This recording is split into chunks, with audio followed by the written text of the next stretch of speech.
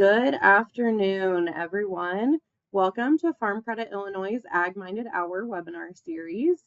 The intent of this series is to offer timely topics and information that are easy to digest over the noon hour or while you go about your day. A little food for thought, you may say. We will go ahead and get started. I don't want to stand between you and our guests today. So before we dive in, I just want to take a moment to introduce our presenter this hour. With us, we have Dr. Steve Johnson, Farm Management Specialist in Central Iowa for Iowa State University Extension and Outreach. He's been with them for 21 years and retired in early 2001. So he continues to consult with private industry, farm organizations, commodity groups, and a variety of ag clients. While doing so, he covers lots of topics related to crop marketing, government, farm programs, crop insurance, and other risk management tools and strategies. So we are certain that you will take away a lot of great information from Steve today. I will go ahead and get it turned over to Steve. Hey, I'm Steve Johnson, and I retired in 21. So I've been retired for 4 years, and so you know what that means. I'm rested. I'm still doing about 30 meetings and webinars a year. I've been teaching on this topic since August. So I was presenting in August to the Iowa Farm Business Association, consultants, contributed to magazine articles in Farm Futures.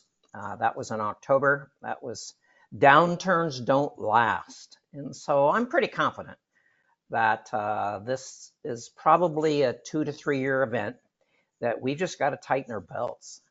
If you need to contact me, I still have a university email address. It's right there at the bottom, sdjohns@iastate.edu. And I'm a big Iowa State fan. We're number 18 in football and number 3 in basketball. So we're really looking forward to playing the Illini.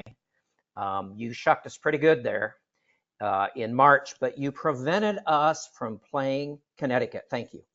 We really appreciate that. But we've got one of the best teams in the country, and it looks like we're going to make a deep run in March. So with that, I talk fairly fast, I know, and you've got 26 slides, and Caitlin can mail these or email these to you. But I'm basically going to touch on market prices, but I really want to spend time on why we've got to tighten our belts. The fact is that our net farm income is dropping. Prices will likely projected to be dropping. And then I'll highlight 5 strategies managing tight margins. But let me give you a highlight as I talk about marketing strategies for 25 and crop insurance.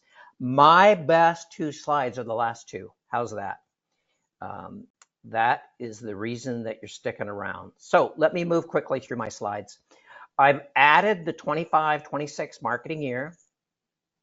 And the reason I've added those is because they just came out November 15th. So what you're seeing in front of you is a line graph. It's looking back over the last 5 years. And please note that the 24-25 marketing year, that's the 24 crop, and the 25-26 marketing year, that's the 25 crop. These are projected. We don't know. USDA will not finalize these prices until late September of 25 for the 24 crop. But these prices are important. They determine whether you're going to get a PLC or an ARC. And I would guess you're like many farmers. I don't even remember what those were. You know, we've only had them since 14. So I'll update you. We're going to have the same farm bill, folks. There's not going to be magic money floating out of DC this week. We got the same farm bill basically that we've had since 18. But the reference prices for the 25 crop are going to be around 401 corn and 926 beans. So when you look at the prices, we're close to triggering PLCs, especially corn, but not soybeans. Arc County is going to be my preferred choice again, and I've been teaching you for the last 10 years.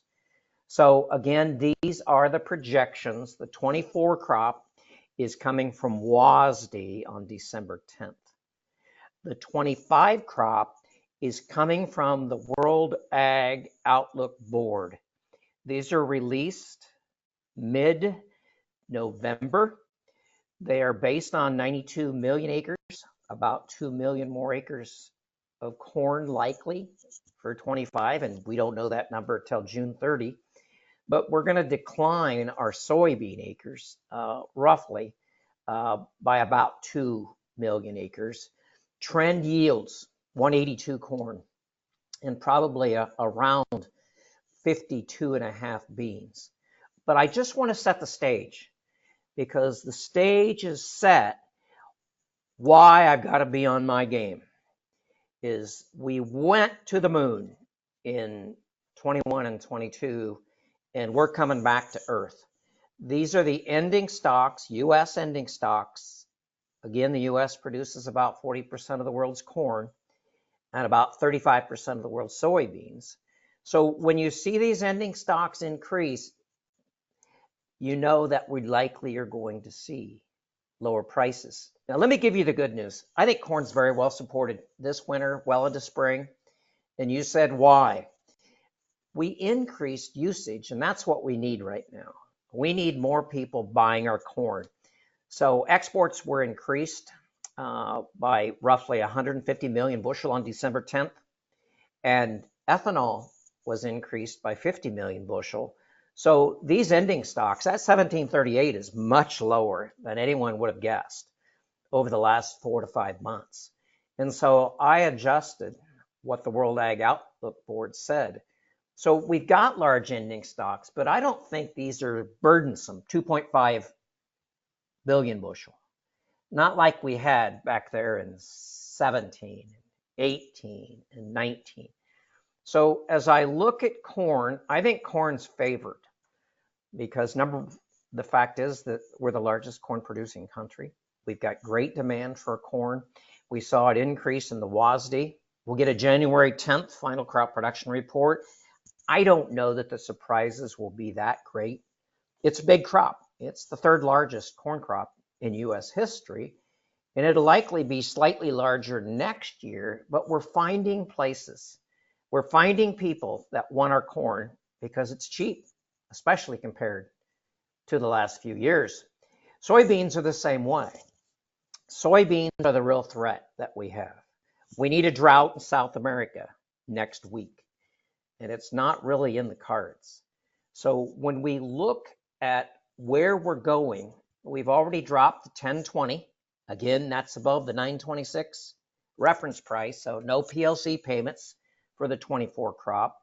And I really don't think that with lower ending stocks, even though USDA World Outlook Board is using 10, these might change. Again, that last week of February, and we get the USDA conference in Virginia, these will probably change slightly.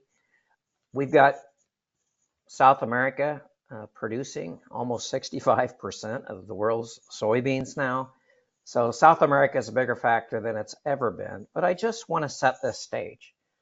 If we have lower prices for the 25 crop and we don't send costs down, then how are we going to adjust? Well, the Economic Research Service came out in September, and then they updated these on December 3rd. And this is a look over the last 20 years of net farm income. But we typically use that blue line because that blue line really reflects both crops and livestock. And it's probably a better precursor. So when we look at $140.7 billion, it looks much lower than the last 2 years, but it's still 19% above the 20-year average. Again, when we look at the net cash farm income, that difference tends to be inventory adjustments. So it's just slightly higher, but it's USDA Economic Research Service trying to estimate that inventory that isn't turned into cash. It's still a decline of 23%. And the fact is that we've got much lower net farm income. It's one of the steepest drops since the 80s. So I'm not predicting the farm crisis at all. I'm just saying you've got to adjust to these real factors. When we look at net farm income for 23 and 24, dropping by 23%. Now let's turn to your university, University of Illinois, and Farm Doc, and Nick Paulson and Gary Schnitke, because they came out in September. It's usually the first week of December, and I've got to scramble, but they came out with their projections. And when we look at the 25 crop, again, we're looking at northern Illinois, and the only reason I didn't adjust this is because central Illinois uses both high and low yields and costs. And then I could have used southern Illinois, and I know I can have people on from any of those three reports. But northern Illinois really reflects Iowa, to be quite honest, especially the northern 2/3 of Iowa, our best soils. When I look at these adjustments, they're still red ink. The assumption is the price per bushel is $4.25 for 25. You just saw USDA. They said $3.90. And so again, these are a little bit of a swag. I appreciate what Nick and Gary do, but the fact is that these prices are likely going to be under some pressure. We're probably going to have to do a better job of marketing. I hope you're doing a good job of marketing. That's why you've got me. We've got to beat that 425. We cannot settle for 390. That'd be like settling for no bowl game, and we don't want to go back there. Let's take advantage. Costs for corn are going to decline. They're going to decline by roughly 8%, and that's really good news. Most of this is the direct cost, and I'd say that's fuel and could be fertilizer. It's for sure crop insurance premiums, and we're going to talk about crop insurance decisions for the 25 crop. And then cash rent, again, that's a cash rent equivalent. It's going to decline, but it's not going to decline much. Hardly 1.5%. Land values are declining. Iowa State came out yesterday and said average land values in Iowa are declining by 3.5%, primarily because of lower net farm income, low crop prices, and higher interest. So when we look at the projection from the University of Illinois, profit margins are elusive. Soybeans are even worse. And again, those might look like pretty high yields, but those probably are within reason, especially for the 24 crop, and we don't know the weather. And those prices that they're using, $11.30 for the 24 crop, well, USDA just said $10.20, so those must be good marketers in Illinois. Those are people that are capturing the spring rally and selling enough new crop bushels, pre-harvest marketing to beat the averages.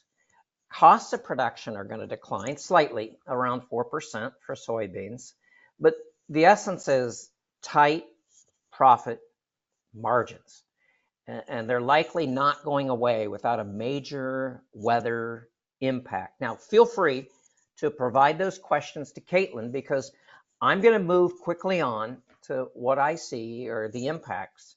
And if you're sitting on old crop corn and soybeans, and you are waiting for a La Nina, and you've been waiting and waiting and waiting, the latest numbers that came out December 12th, and these will be updated this afternoon, so note the website. La Nina is rearing its ugly head in South America, and that's what we want. We're praying that we get a drought, just not on my farm. So La Nina is coming back, but the reality, it's not going to stick around for long.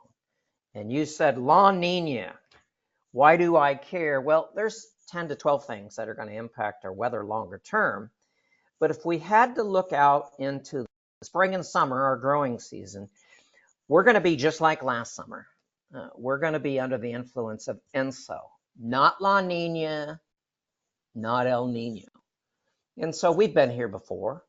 El Nino tends to benefit our growing in the northern hemisphere, but when we look at La Nina, that is usually not good for Argentina and southern Brazil. And that's what we've been waiting for since that rally in October. Is they were dry in October, they were late planting in Brazil, and then even though we have likely a La Nina winter or a La Nina summer for them, when we look at this same report, and I can go to this website, what does the next 3 months look like? Again, it was issued December 12th, and we look at South America, there's no drought. You know, there might be some dry areas, but Brazil likely is going to produce their largest soybean crop in history, and they've had pretty good growing conditions, even in southern Brazil and Argentina. So I think the hangover for this winter are those of you that are still sitting on large number of bushels unpriced. Look at North America.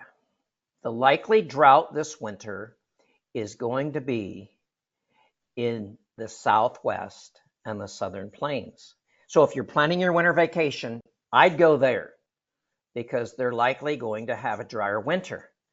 Now, I'm going to Florida in about 2 weeks, so I'm kind of catching that issue as well. But the Pacific Northwest is going to be extremely wet. And we got a big snowstorm just north of me, and I'm in central Iowa. But Minnesota and Wisconsin, Northeast Iowa are all getting hammered today. And a lot of that moisture is going to stay out in the eastern Corn Belt, which might benefit you. But the fact is that if the ground's frozen, it likely is going to run off. So probably some pretty decent winter moisture based on the Columbia University's forecast. Now, let me roll to what the heart of my message is. What are 5 strategies for managing margins? And this really fits what Farm Credit Illinois did yesterday. Again, you had day-long sessions out in O'Fallon on farm financials, statements and analysis. And that's going to be repeated. It's going to be in Springfield. Write this down, on the 23rd of January. So I can see why Farm Credit Illinois wants to talk about financial statements and the analysis they do, because I would guess a lot of farmers are losing equity. That's usually the calculation.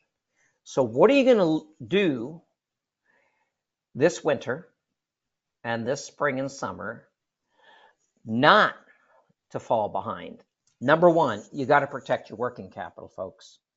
This is the biggest issue. Every time I do meetings, workshops, seminars, and webinars, you've got to protect your working capital. And a lot of your working capital is tied up in unpriced grain, and I'm sorry for that. So you might have to make some changes.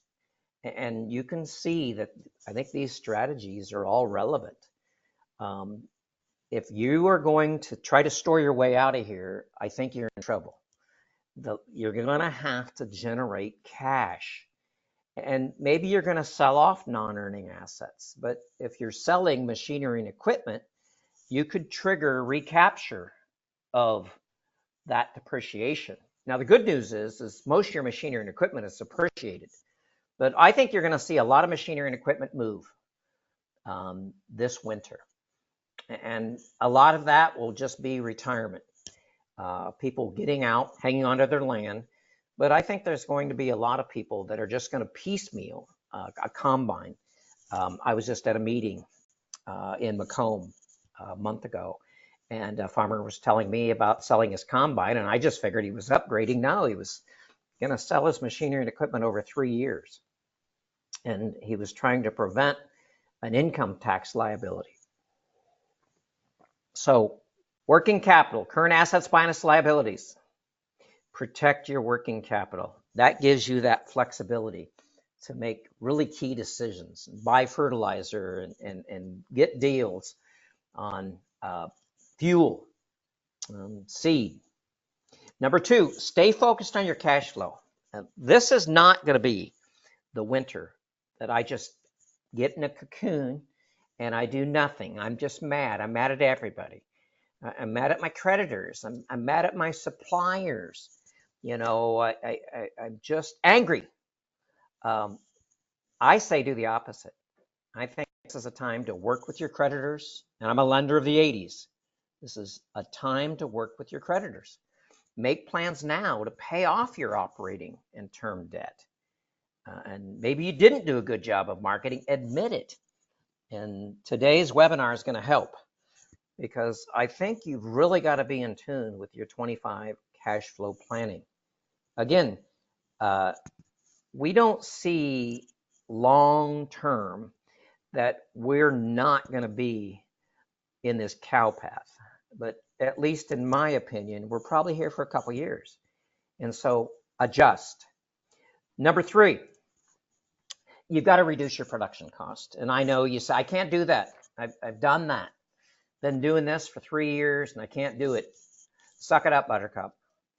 Figure out a way that you can drive these production costs down so you can keep these yields high. I think some farmers that I've talked to in Illinois are going to bushel their way out of 24. But they did a good job of marketing. Then they got these large yields. And so they're just selling off these extra bushels at a lot lower price than they could have got last spring or last fall. So utilize discounts. If you've got cash, that's your working capital, you're probably going to get discounts for using your own cash. If you buy in volume, you might partner with neighbors that have similar input decisions. So you're buying in volume, economies of scale, and then making these decisions earlier. We're probably making decisions earlier in row crop agriculture than ever. That's a really long time. You've already decided kind of your crop rotation, seed, probably did some fall tillage. Some of you did some winter tillage, and you might already have fertilizer on, and especially anhydrous.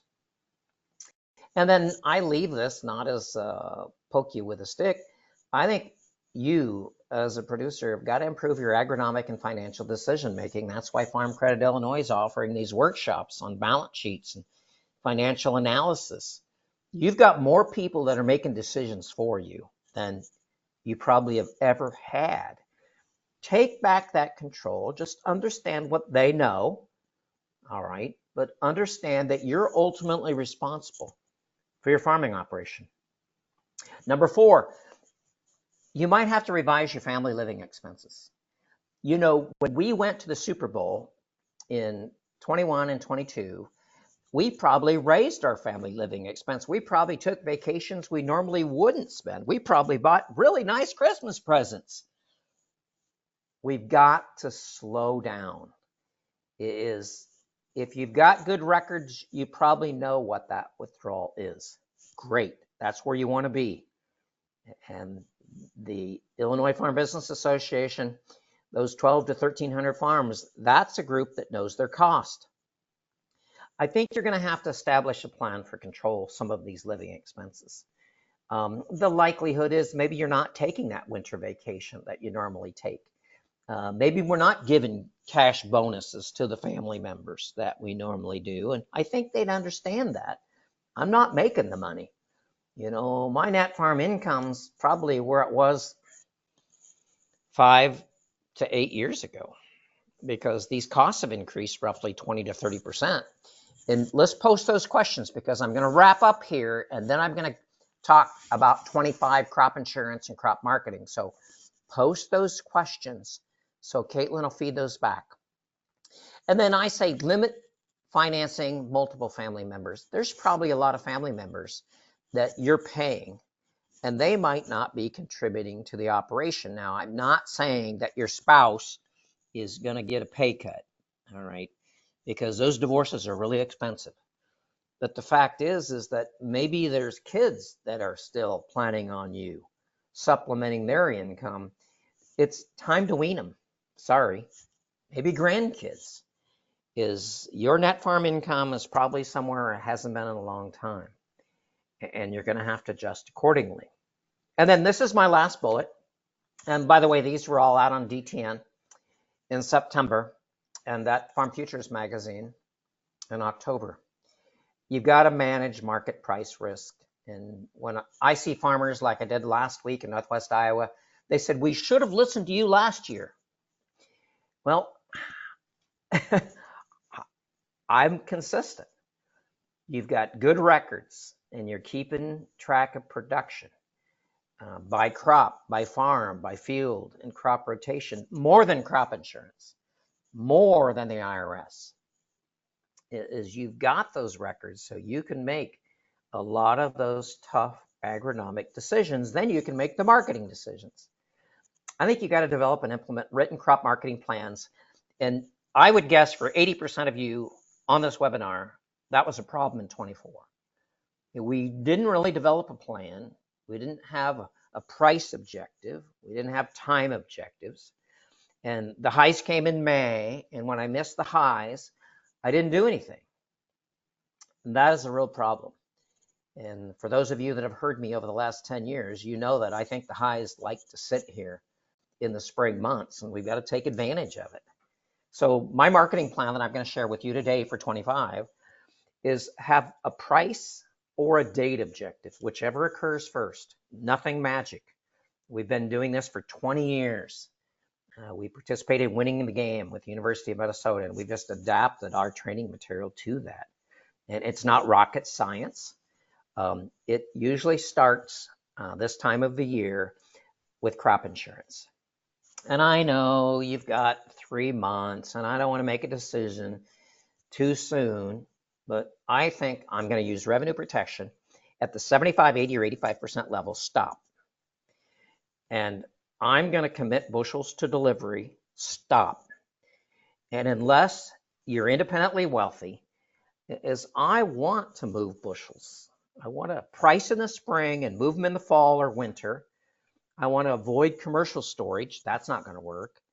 I really don't want to dry and shrink and pay additional interest, because that's just eating at my working capital now. So what I'm going to do today, last 2 slides, remember, the last 2 slides are going to be this whole idea of what's the crop marketing plan look like. So Caitlin, I'm going to come back to you. Are there any questions? Yes, we do have a question that came in. What is your opinion on the ad hoc disaster assistance payments being proposed? My opinion of the ad hoc disaster being proposed, it's not happening. As recently as 24 hours ago, my congressperson was talking about $100 billion for disaster relief nationwide and $10 billion for agriculture. It's not happening, folks. That was the House trying to meet a deadline, which is, by the way, 36 hours away, or the government shuts down. And it's got to stop. I'm not against money flowing out to farmers, but we can't keep spending money like drunk sailors. We got 36 trillion in debt. And so I think what likely happened is Trump, and more important, Musk, because DOGE is an acronym you will never forget during the next 4 years. The Department of Government Efficiency stepped in and said, no, we can't just keep throwing money at this and running up our federal debt. No disaster relief, in my opinion. Now, maybe Congress comes back in and they're sobered up and the Trump administration takes over, and maybe there will be some sort of funding, but it's not going to be the idea that we can go spend all of this money because we've got to meet the deadline. No, I do not believe this ad hoc funding is going to float out. And likely in the next 36 hours, Congress will extend the Farm Bill, okay, and they will likely meet the deadline for funding the government till March 14th. That's all they're going to get done. And you can blame Congress. I do. I was just with my congressman Friday night for his Christmas party, and he was on the radio yesterday. And he was going to vote for this, but I bet he doesn't vote for it. Any other questions, Caitlin? I've got a couple to pull up for you on the registration, so I will do that while you are flying through a few more slides, and I'll have them ready for you at the end. Okay, here we go. 20 minutes. What do we have ahead of us? We've got the same farm program that we've had basically since 14, adjusted to 18.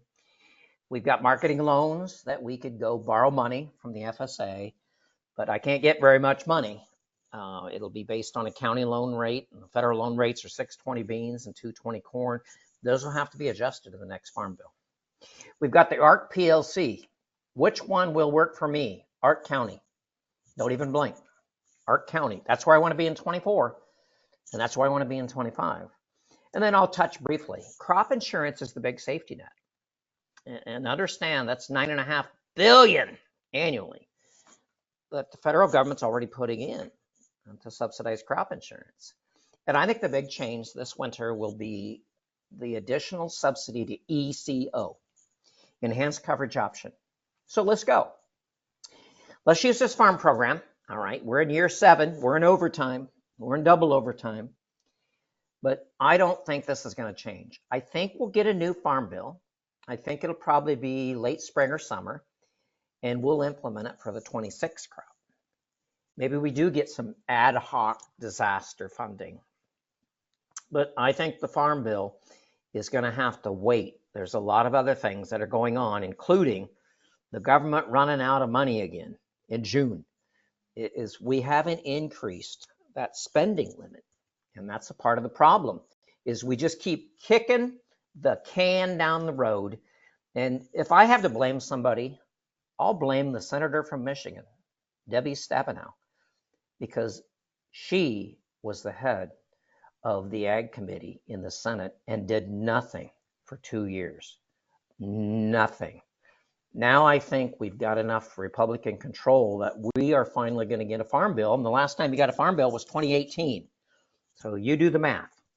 It'll probably be a 5-year farm bill, but it's probably not going to roll out until late spring or summer. And it'll take, I don't know, 3 or 4 months. And I'll be here next December, whether you want me live or you want me online, I don't care, but I'll be very knowledgeable of the 25 farm program. But ARC PLC is where it's at, and you got to compare it to the marketing year average prices. And the reference price that was $370 in 23 got an escalator effect for 24. So you've got to have national average price, MYAs below 401. And you saw USDA said 410, no PLC. PLCs for cotton, rice, and peanuts, not corn, soybeans, and wheat. I want to be in the ARC County program because the benchmark's a lot higher. And it uses county yields for corn and for soybeans. Don't even blink, folks. You say, well, we might be below $10 for the 25 crop, and you're right, but it's not below $9.26. So understand that the preference for corn and soybeans and wheat is to be in the ARC County program. Again, that's the decision at the FSA, and there's a small interaction with crop insurance. But crop insurance is where it's at. And so I want to start earlier working with my crop insurance agent. And I know they're on this webinar. They're going to be reviewing this webinar later. And the biggest changes to crop insurance for 25 isn't the fact that we're going to have lower premiums because we're going to have lower projected prices. It's the subsidy for ECO. You know, SCO was subsidized at 65%, but ECO, I'm just going to say enhanced. I'm not even going to use acronyms. I probably am not going to buy supplemental. I'm going to buy enhanced. And you said, why? I've never bought it. The subsidies are going up. I'm putting together a case study that I'm going to be using in January and February to teach the importance of possibly adding enhanced to my existing revenue protection, because that's exactly what's going on. We're not leaving revenue protection, all right? Maybe we're adjusting to a level of coverage, but we're looking at buying enhanced. So if you leave this webinar and you said, what'd you learn? Enhanced. It's got a greater subsidy. It's at 65%, and I might want to buy enhanced. And it doesn't affect my ARC PLC decision like SCO. And again, margin protection has a place, but you had to buy it by September 30th for the 25 crop. And so if you didn't purchase margin protection, MP, you could still buy supplemental or you could still buy enhanced. And here's Steve Johnson retired Iowa State. This is what I will be known for. All right. I will be known for the importance of pre-harvest marketing corn or soybeans with revenue protection. This is where it's at, folks. We separated the wheat from the chaff about 10 years ago. And those people that figure this out, all right, are still growing their operations and probably upgrading machinery and equipment, and might even be expanding their land base, might even be buying land. It's this ability to understand crop insurance, approved APH, that's the trend adjusted yield. Thank you, Dr. Bruce Sherrick, University of Illinois. And until you turn your 24 production in, your crop insurance agent doesn't know what that approved APH is. Do it. It's the 19th of December, and you need to turn in this production evidence.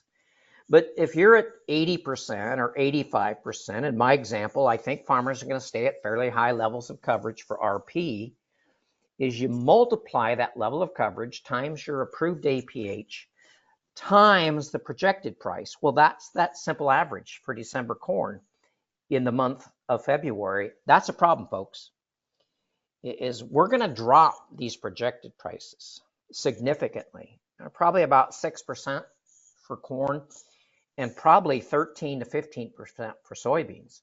So our revenue guarantees are going down. Poor timing, sorry. You might say, well, my crop insurance premiums will be lower. Yeah, they will be, but for the wrong reason. If you use the same product, same level of coverage. And so I like pre-harvest marketing the majority of those 170 bushel an acre and not waiting until December and I need cash. And if I want to market more than my approved APH times level of coverage, I can use futures, I can use options, there's other marketing tools that I can use. But I'm not blinking on this one. Understanding forward cash and HTAs, understanding the importance of revenue protection and the decisions that I make. And I'm going to make my crop insurance decisions earlier than I normally do because I've been procrastinating. And crop insurance does not need to be March Madness because March Madness has nothing to do with college basketball. It's farmers that are procrastinating. And you give a farmer a deadline, they'll show you how close they can come to it. Just like the federal government, they're down to 36 hours. A decision they could have made anytime. In the last 3 months, they're waiting. They're waiting. They're waiting for something else. Don't push these deadlines, all right? And let me bring to bear 25 years of data. And you've seen this. If you've ever seen or heard me, you know this answer. When does December corn futures typically peak? We call it the seasonals. All right, you index corn to 100 every January 1st. Here's 25 years of data, and you know the answer. And you probably regret having to see this line graph again. The highs tend to be right there, somewhere between roughly the middle of April and the middle of June. And if you don't get her done, if you don't pre-harvest market, all right, it's a long fall and winter in Illinois. And that's a part of the problem, is we're trying to outguess the weather. We're trying to outguess the markets. We're trying to outguess the funds. And the reality is right there is where I'm betting. See, I don't bet. But the fact is that if you want to make more money and manage risk, bet on the high coming for new crop corn between the middle of April and the middle of June. You said, well, when did it happen this year? May 11th. May 11th. I should have been pre-harvest marketing. This market doesn't have to wait until July 4th like it did 20 or 30 years ago, as we know more about this crop than ever.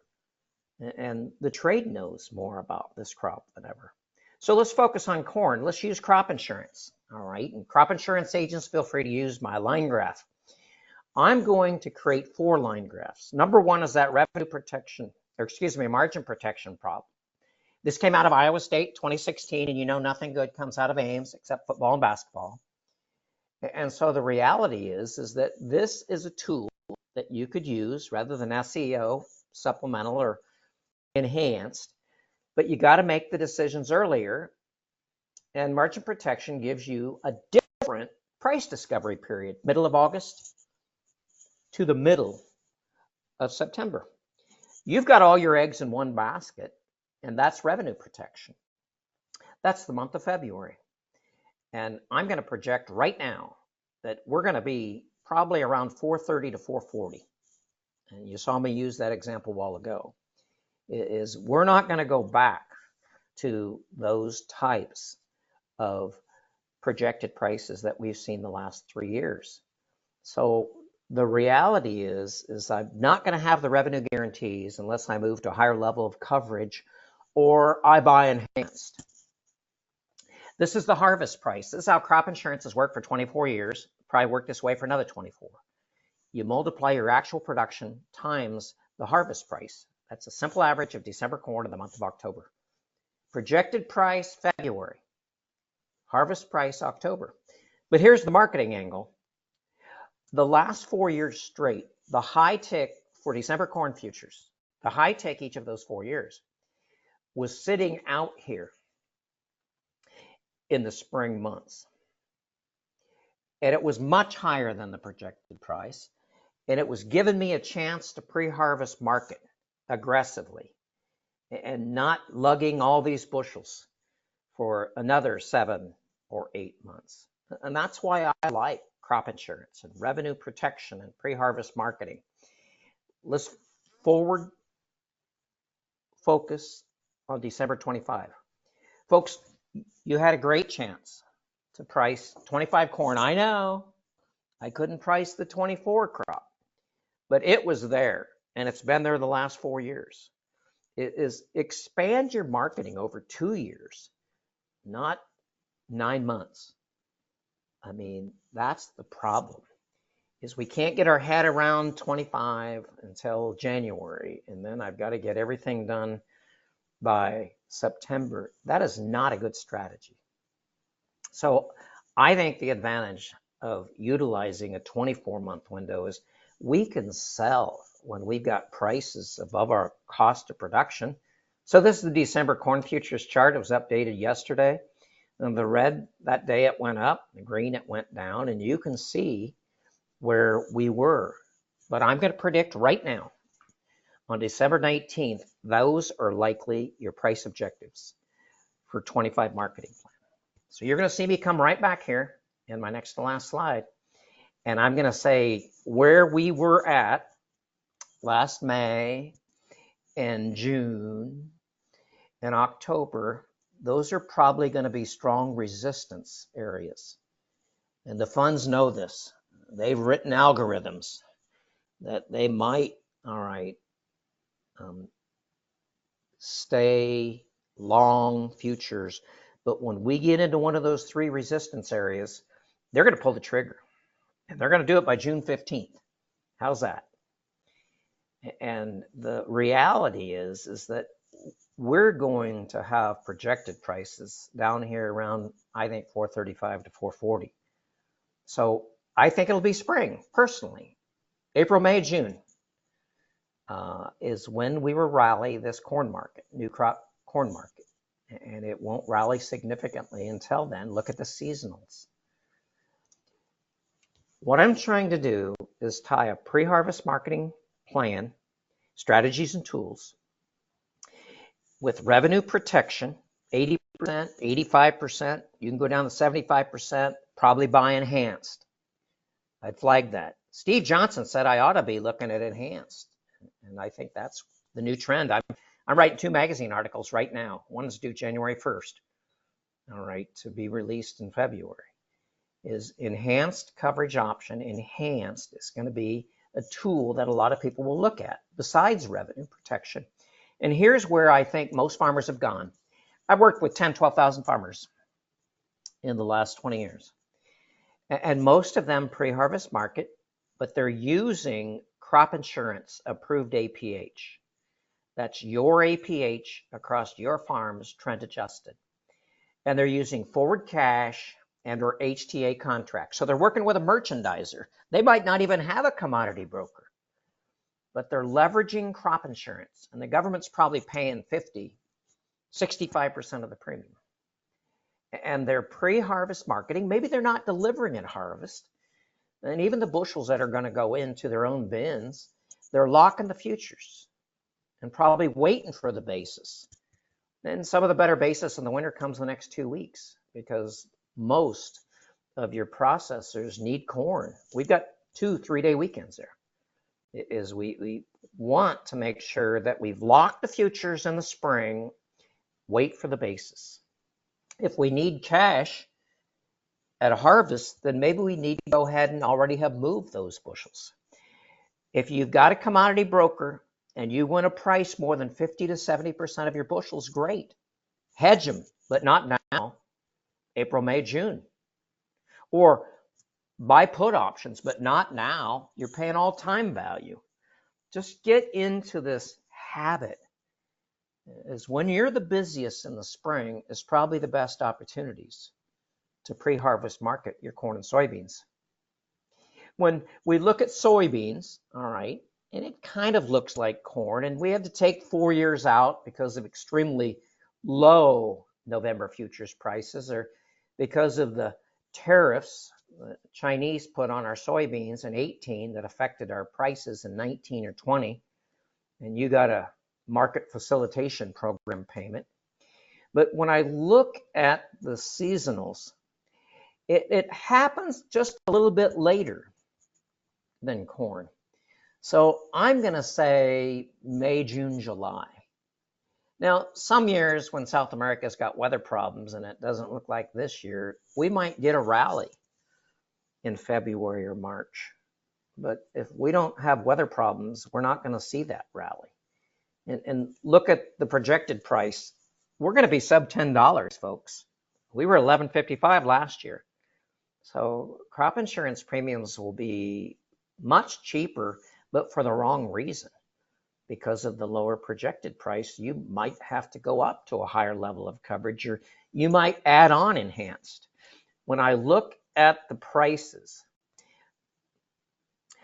I look at 5 years, 6 inclusive of margin protection. We get a different price discovery period. And I got to work with my crop insurance agent in September, all right, not in February. Here's the projected price. And folks, we fell off the cliff. We're heading for sub $10. I mean, I think we were at $9.78 about an hour ago. And maybe we get some sort of rally, and maybe we'll get up back to 10. But this is a real problem. It's part of the problem of the pre-harvest marketing strategies. Is we've got a large South American crop, and even though we're going to cut acres, our ending stocks are too high. There's the harvest price. All right, and notice the harvest price, all right, with really one exception, is we tend to have our prices in October that are less than those prices in February. There's the marketing strategy right there. This is a touchdown, Illinois. This is a ball game. If you can look at 21, 22, 23, and 24 and say that was it, I need to be selling these rallies. And they tend to be in the spring. And for soybeans, they're kind of May, June, July, but it's all over usually by the 4th of July. And even though we might be planting these beans earlier, and we only produce 34% of the beans, we still see the same seasonal effect. This is where it's at, folks. So let me help you understand that we should have been selling the 25 crop on that rally that peaked in May, or that June rally, or that early October rally, because I believe those 3 price levels are going to be strong resistance. And you're going to see it in my marketing plan, because I'm going to put together a marketing plan right in front of you. And you can throw it away, all right? But I'd probably want to print it out or ask Caitlin for the slides. And I'd probably say, you know what, I'm going to work with my lender, I'm going to work with my merchandiser, I'm going to work with my broker, and here you go. Here's my marketing plan for corn for the 25 crop. Number 1, I wanted to be 20% sold last spring. I'm not waiting. I'm not going to get into this 9-month craziness. If I've got prices, all right, that were way above 480, I should have been selling those. We knew that we were going to plant 90 million acres of corn. Now, then I'm going to put together a marketing plan with incremental sales, about 15%. And you said, where did you come up with that? Well, 15 times 3 is roughly 45. And 20 is roughly 65%. So I'm pre-harvest marketing roughly 65% of my approved APH. And there's those price levels. They match those charts for December corn. Those will be strong resistance levels, and I believe they'll happen. I don't know that we'll ever make 475 or 495, but if we don't, I've got some deadlines. I want to get up to 80% of my approved APH, especially if I've got cash flow challenges and I don't have adequate on-farm storage. I want to price or date, whichever comes first.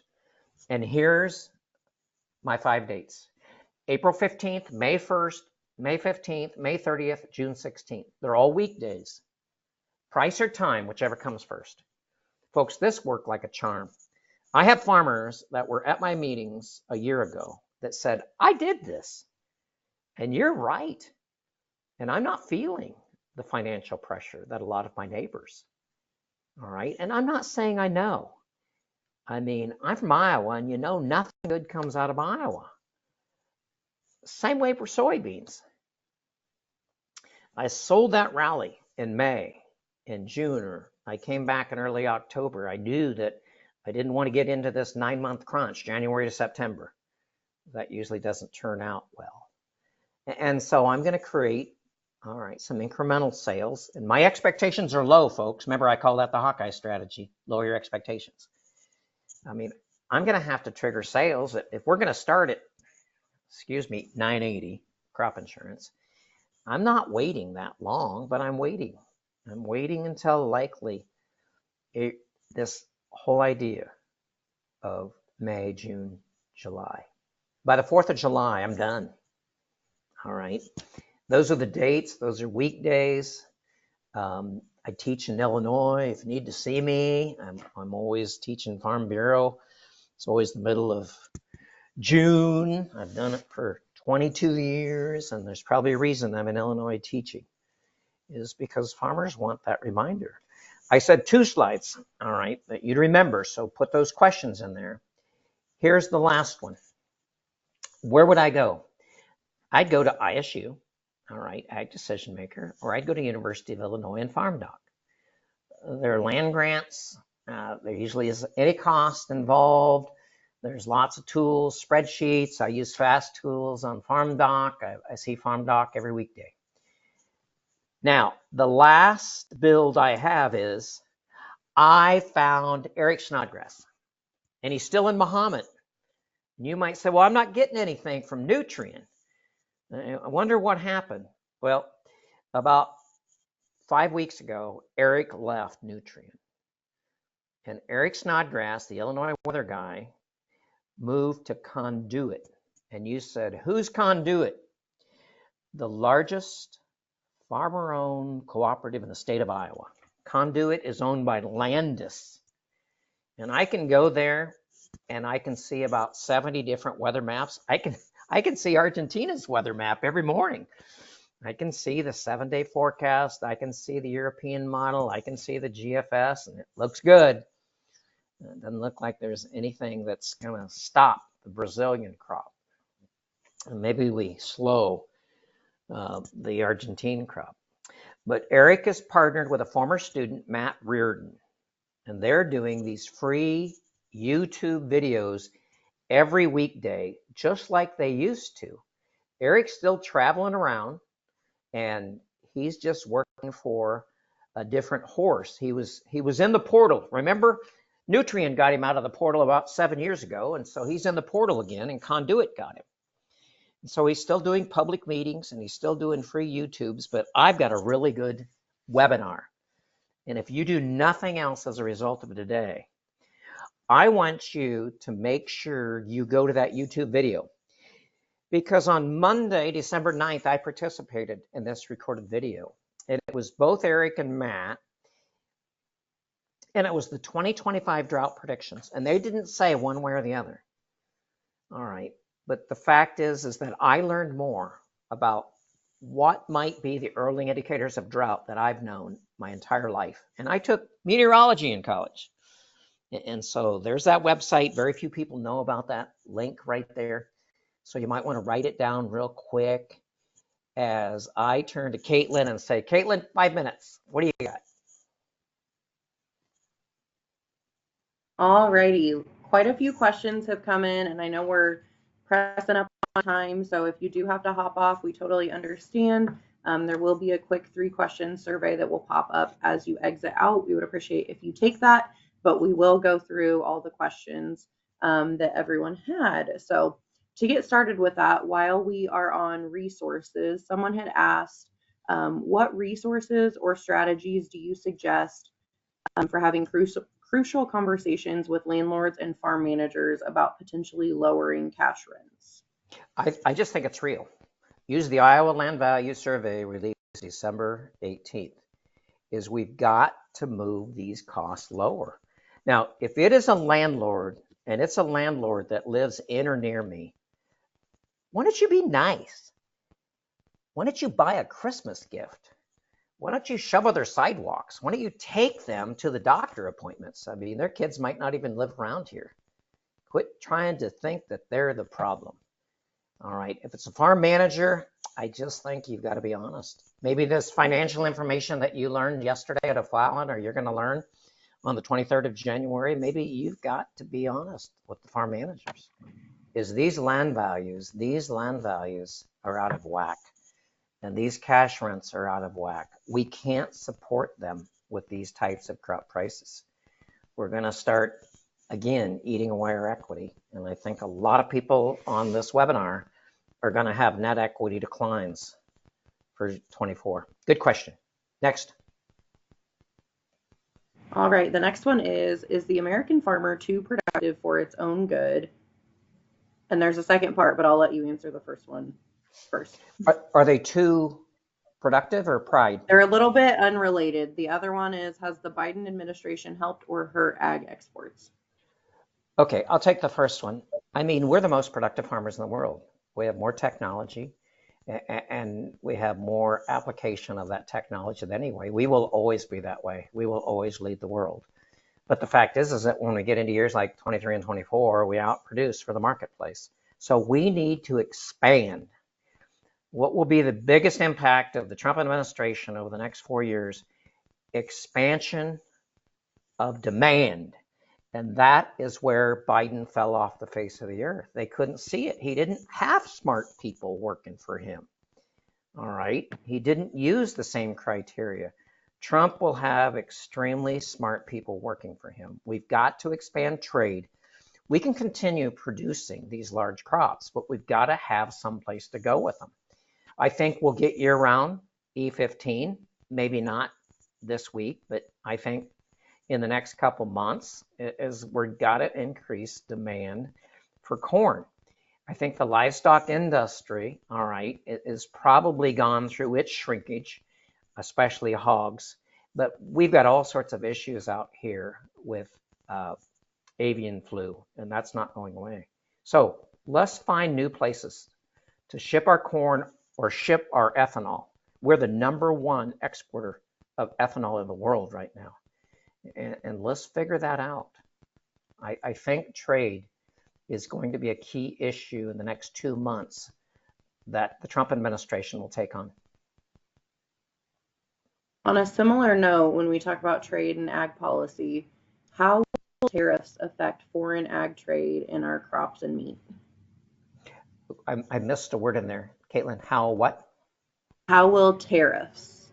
Oh, the key word. I know farmers are scared of tariffs. I know farmers are scared of tariffs, okay? Trump made some mistakes with tariffs, okay, to bring China to the table. And I think that is a threat. I think he threatened Canada and Mexico. We're going to have to renegotiate the North American Free Trade Agreement.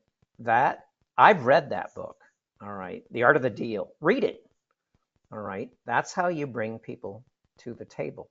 I don't think we will say the same types of tariffs like what we saw. Again, is we put tariffs on steel and aluminum China put it on our ag products. I just don't think we're going down that road. And that Chinese economy is too fragile. I mean, they are definitely, all right, teetering on recession. So I think the whole world are watching us, but I don't think Trump's going to go down the same road that he went down that first time. I think we will see a lot of trade envoys and we'll see a lot of people that are scattered around the world. We've got to expand exports, and tariffs are likely only a means of bringing people to the table. Very good. You talked a little bit about, creating more demand and that being crucial. Um, what do you think it will take for corn to break its trading range? What do I think it will take for corn to break its trading range? I would say spring. I would say a threat of production maybe late in the growing season. Again, it's probably the second crop, safrinha for Brazil, and it's the full season crop. I think part of the problem is the value of the dollar. I mean, we have an extremely high currency level, and I don't think we'll manipulate it like we've tried to do before to keep interest rates down. I think the free market will work, but I think until we can threaten feed grains, and the 85% of the feed grains are produced in the Northern Hemisphere, I think it'll be spring before we can threaten feed grains. I heard yesterday on a radio interview with a market advisor from Minnesota, farmers in Minnesota and Dakotas are looking at planting something besides corn and soybeans and spring wheat. I like that idea. Is we're probably going to chase some of the high cost producers away from planting corn and soybeans, but there's not a lot of choices, especially with the productive land that we have in Iowa and Illinois. Yeah, and kind of on that same note, is there buzz with Iowa farmers right now on shifting more acres from soybeans to corn on corn, or kind of where's the upside or greater return for the 25 acres? Iowa farmers are going to more corn acres.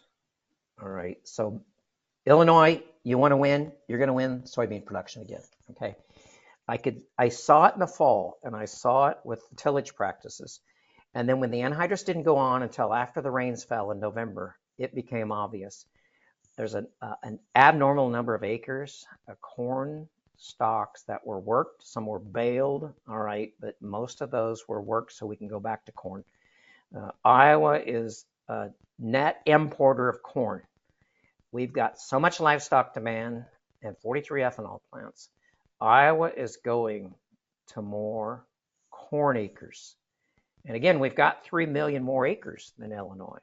But I definitely see it in how farmers responded to maybe not working those fields or not putting on anhydrous. But when we got that window of rain, the first 8-9 days of November, farmers went right back out and tilled and put on anhydrous and a lot of the fertilizers down.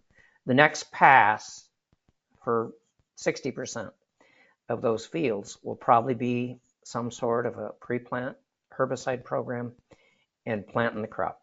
And we're planting earlier, just like you're planting earlier. Absolutely. One last question, and then we'll kind of let everybody loose since we're a little bit over time. How does your approach to marketing change when an operation has no on-farm storage? Yeah, that's a good question. And I see it a lot. I see it a lot in the Dakotas. I've got to be more aggressive in pre-harvest marketing. And I might have to use futures and options, all right, truthfully. And especially these young operators. I mean, I'd probably answer this question 3 or 4 times this fall. Should I build more on-farm storage? No. Do a better job of pre-harvest marketing and get those bushels moved away from the farm. Somebody up in Rock Falls said, well, my son and I are arguing. Should we buy a truck or build a grain bin? Buy a truck. All right. Pre-harvest market on the spring rally and get these bushels moved away from the farm and quit building grain bins that we don't price that corn and soybeans in the spring. It's weighing on our working capital. And there's no better example than right now of how many bushels that I've got from 24 that are unpriced. Absolutely. Gosh. Well, that is all we've got for questions, but we so appreciate you being here and sharing your expertise with all of us and helping us just, get the wheels turning and think the year ahead and Okay. things that we Yeah. may need to do differently from time years behind.